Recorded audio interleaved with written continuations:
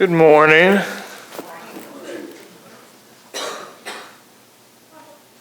How is everybody? Good. Well, as a church, we're going through Luke. If you got a Bible, go ahead and open it up to Luke 10. That's where we're going to park today. Last week, we talked a little bit about how we can do all kinds of things for God, and we can completely forget about all the things that God has done for us through Christ. And we can get more obsessed with the things that we do for God, and we get more excited about those things than we get excited about what God has done for us through His Son. This morning, we're going to see a similar line of thought. It is easy to do all of the right things while missing the most important thing. I don't know if you know that, but it's true. Every so often, two people get so joined together that it's really hard to talk about them separately. Like people like Lewis and Clark, or Lennon and McCartney, or Barnum and Bailey, or Sonny and Cher, or Boomer and Sooner, or Burger and King. Like it gets really hard to separate all of those. They just go together. You can't talk about one without talking about the other. And who could forget the pair that we're going to talk about today? Mary and Martha. Like you don't usually ever hear anything about Mary or Martha. It's always Mary and Martha. We're not told in Scripture if they're twins, but it wouldn't surprise me for all the times that they're mentioned together. These two ladies, especially with their brother Lazarus, or along with their brother Lazarus, I should say, they had a really special friendship with Jesus. Later on, when Lazarus dies, it's clear that the sisters, Mary and Martha, that they expected Jesus to come running when they sent for him. Like it's clear they had more than just this passing friendship with him, or this passing relationship with him. They had this intimate friendship. In fact, the text says that Lazarus was even somebody whom Jesus loved.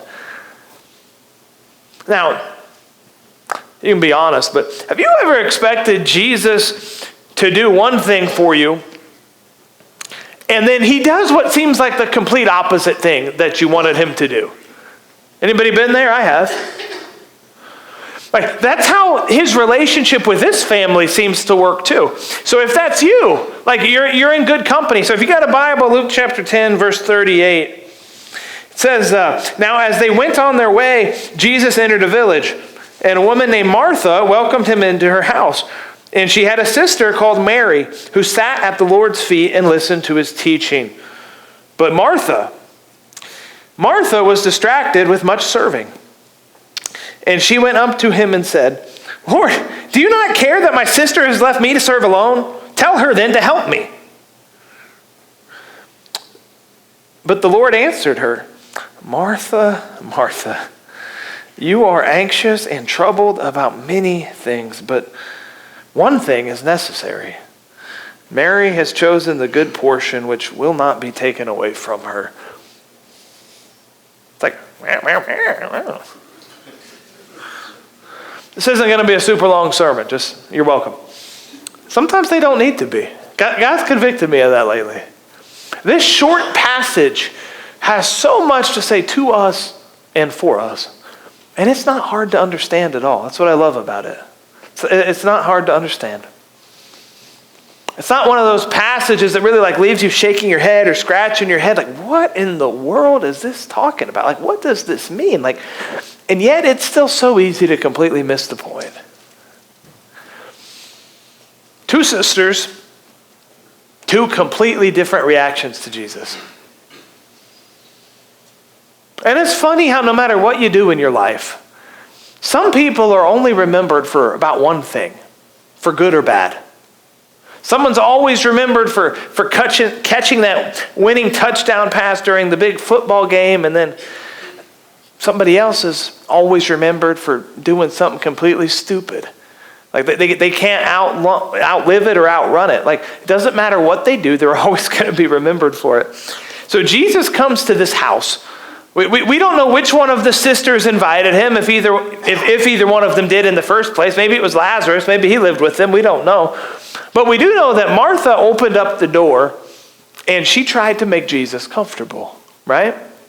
All right, now, just reading this, you already know based on the text, she'd probably already picked up that house as best as she could, right?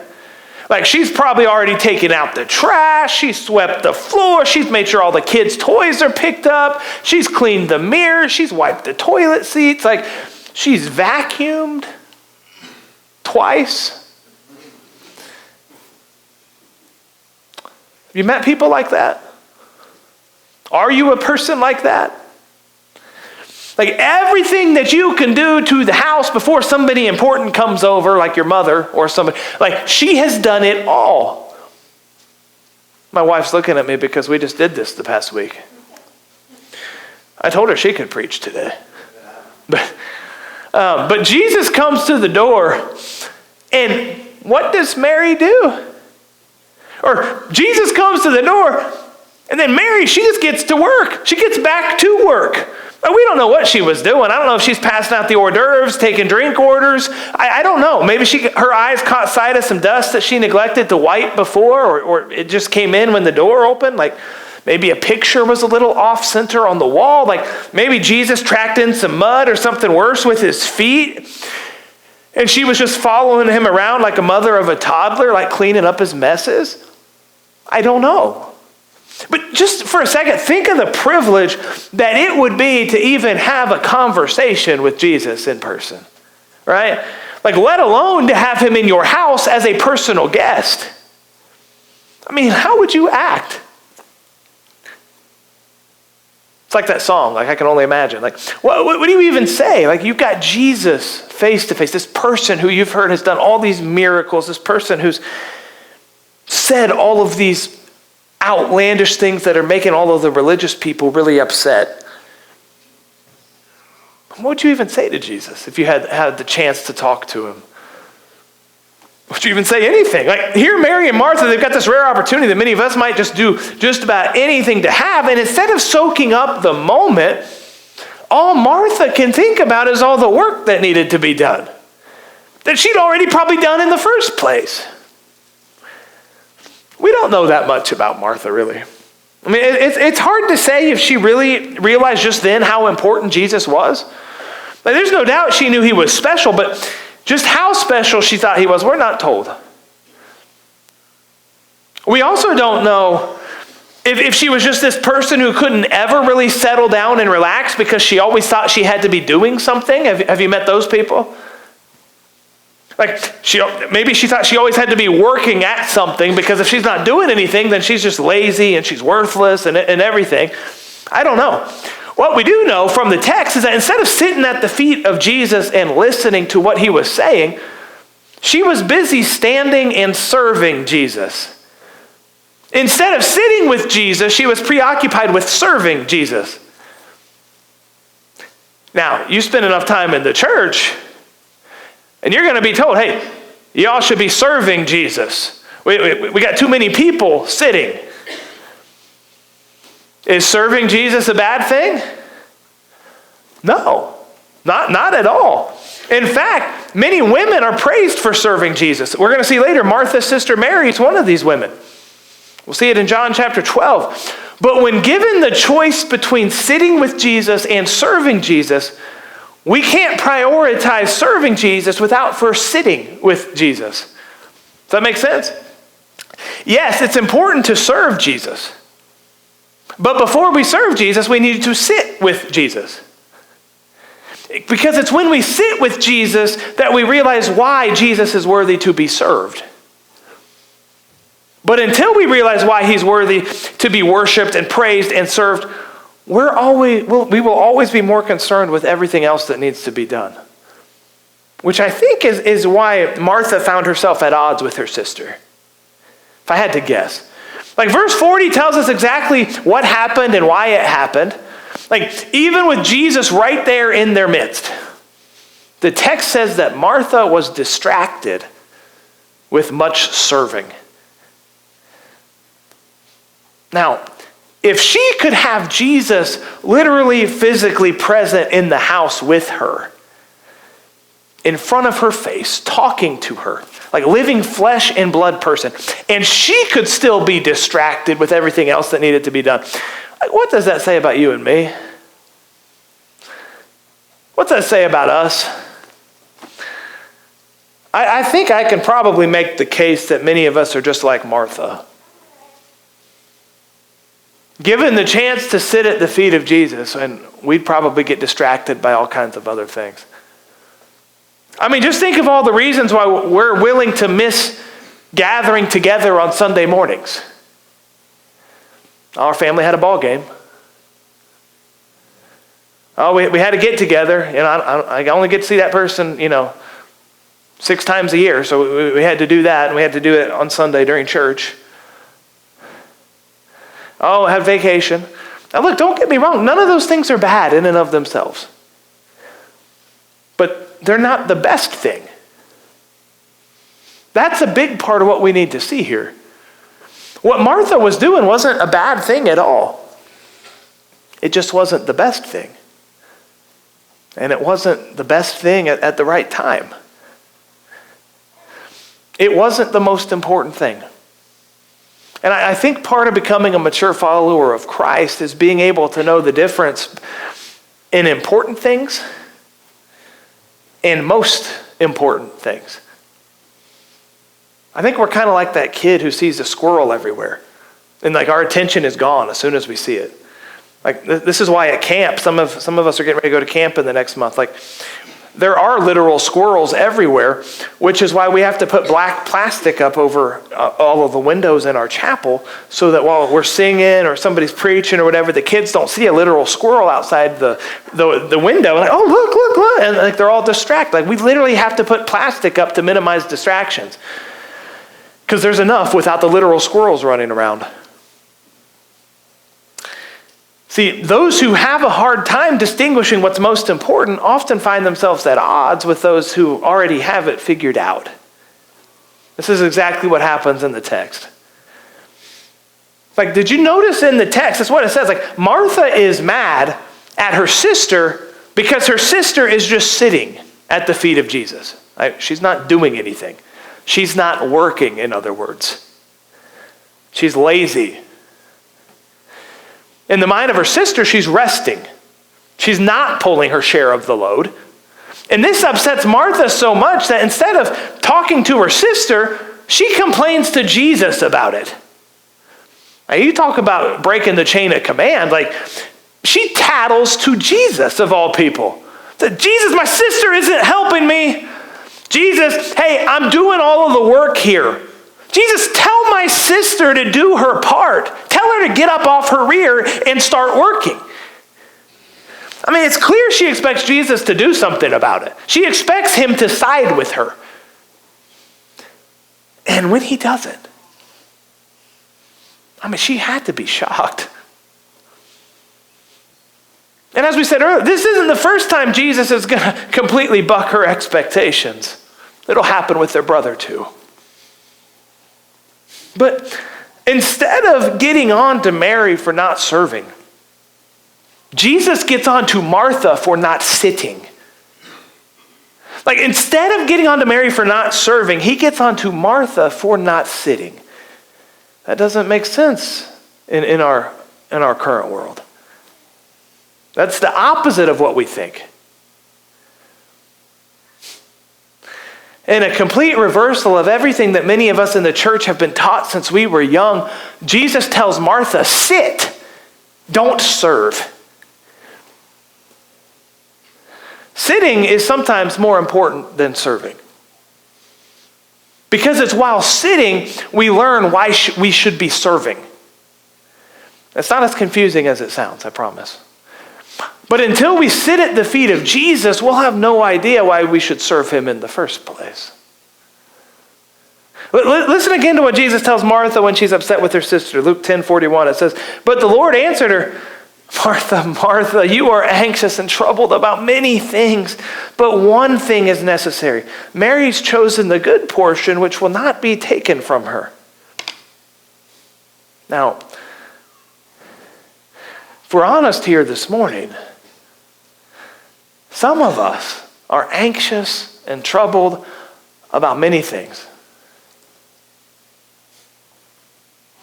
How's this going to get done? How am I going to have time to do this? How are we going to have money for this? How am I going to get to all these kids' things? How am I going to do this? Like, I don't know how this works. Even trying to listen to this, you're distracted. You're anxious about things. And those lesser things are getting in the way of the most important thing. It was more important for Mary to sit than it was for her to serve. And Jesus commended her for it. Like, she made the right choice. Some of us in the church have prioritized serving over sitting. Like, we've done the same thing for so long that we don't see how anybody else can do it. Or we struggle with control, so we refuse to let it go. All the while refusing to just sit at Jesus' feet. Like, we think that by serving Jesus that we're doing the right thing, when all we're actually doing is refusing to sit at his feet and listen and learn. See, this is a passage for those of us who would rather serve than sit. This is just this instance where it's much more important to be than it is to do.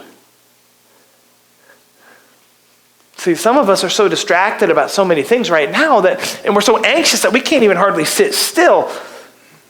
But that is exactly what we need to do.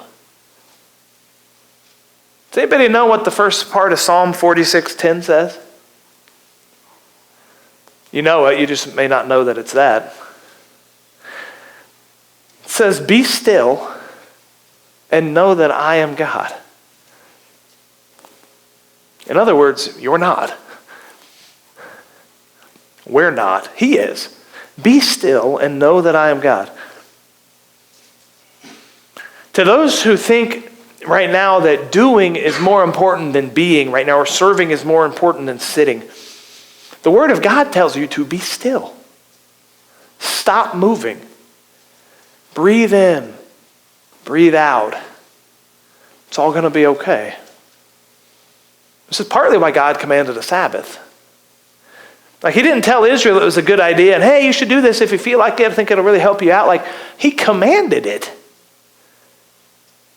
And there was great punishment if they didn't listen. It wasn't for him as this boring rule that had to be kept for all of time.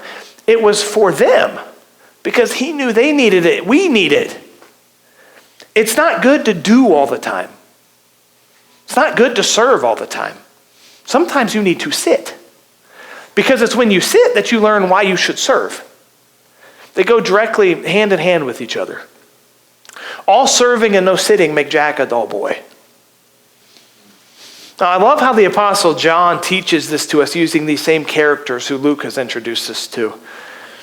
In John chapter 12, following the resurrection of Lazarus, again, Mary and Martha's brother, Jesus raised Lazarus from the dead, and he gets invited back to this same house. Mary and Martha's there, Lazarus is there, he's alive and it's well. It must have been a shock to those who had buried Lazarus and wrapped him in the burial cloths and witnessed him actually physically dead. It must have been quite a shock to see him joining in on a meal, after being resurrected.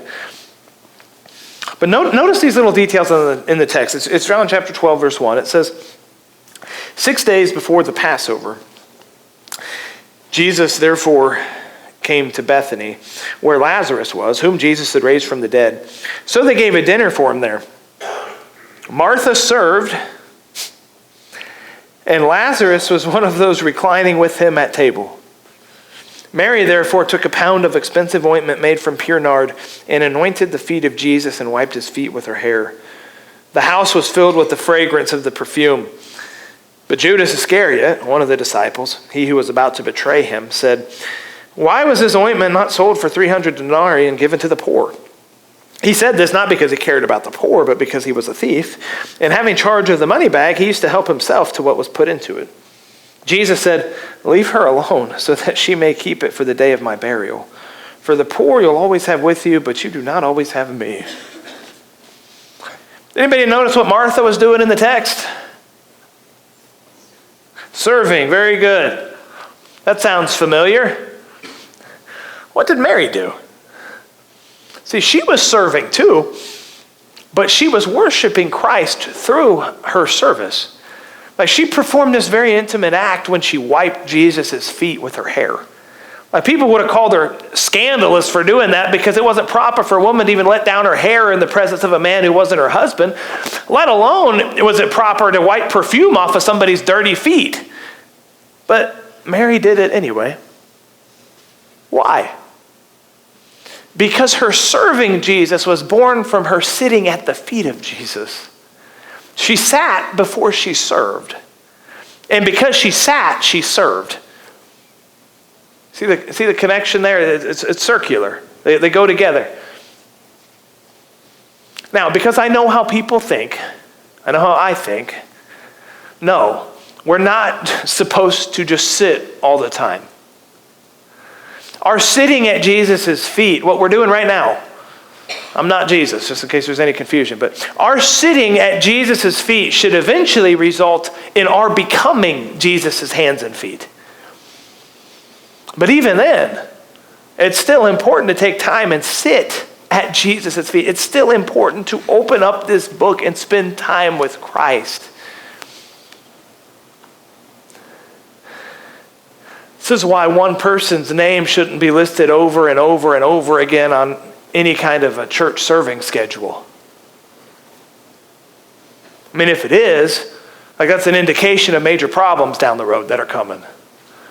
This is also why one person shouldn't be the only one who does certain jobs in the church. Again, if it is, like, that's an indication of major problems coming down the road. No one is so important that they're the only one who can do any given job. No one, and at the same time, no one's service is so important that they can never sit at the feet of Jesus.